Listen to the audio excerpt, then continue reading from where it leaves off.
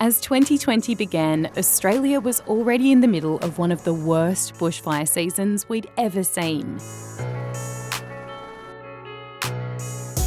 Fires were burning across the country, especially along the east coast, creating thick smoke and turning the sky orange. Very scary. It was so smoky. The sky was red at 1 minute, then completely black the next minute. Many people had to evacuate from their homes and towns. We sort of thought that it wouldn't really come near us, but then it just started picking up. So we were like, we'll pack everything and we'll just get out. Better to be safe than sorry. But sadly, not everyone was able to escape the fires. And as more than 18 million hectares of land was burnt, thousands of homes, businesses and farms were damaged or destroyed.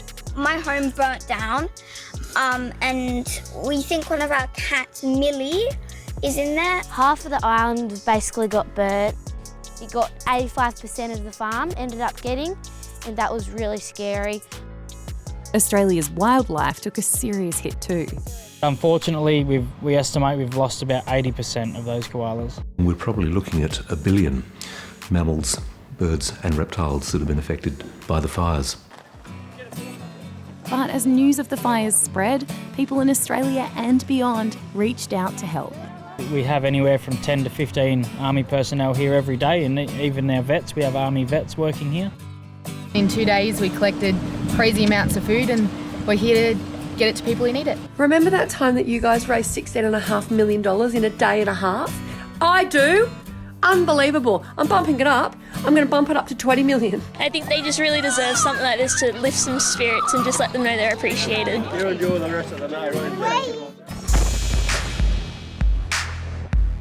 In different parts of the world, people faced other natural and unnatural disasters. There was more political unrest and protesting in Hong Kong. While over in the United States, the death of a black American man at the hands of police officers sparked huge protest. Seeing the way how they treated George Floyd on the streets, man, is definitely one of the most brutal, one of the most inhuman things I've seen on this planet. It led to more protests around the world and a global movement against racism. Black Lives Matter! We have, since colonisation, been fighting for our rights to be recognised in our own country, and today it's wonderful to see you fellas here to say enough is enough. In some countries, people even tore down statues of controversial historical figures and demanded change. And speaking of change, the dancing stopped for this US president as the majority of Americans voted in a new president. We believe we're on track to win this election. And the first female person of colour as vice president. Fans celebrated some big sporting moments.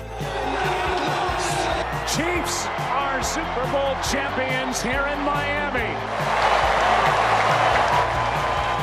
And the world looked to the stars as epic journeys and discoveries opened up new possibilities for the future of humanity.